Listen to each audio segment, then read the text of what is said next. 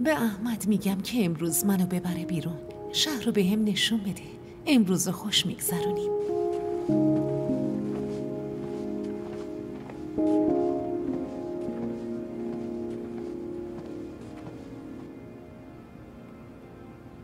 این نقشه کدوم کشوره؟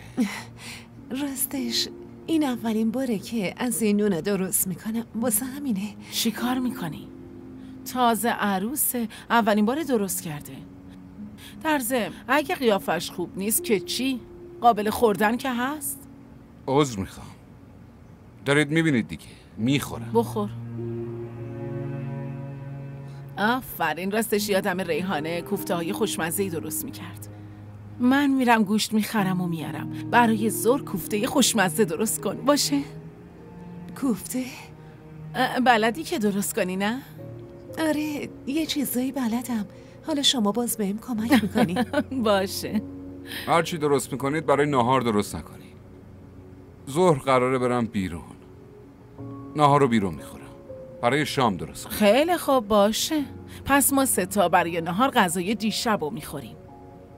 اما دخترم بعد از صبحونه یک کاری بکن، به این خونه یه دستی بکش و بعدش لباسا رو حتما بشور، چون یه عالمه لباس نشسته جمع شده.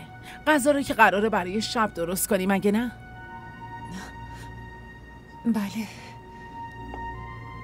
صبحونتو بخور عزیزم.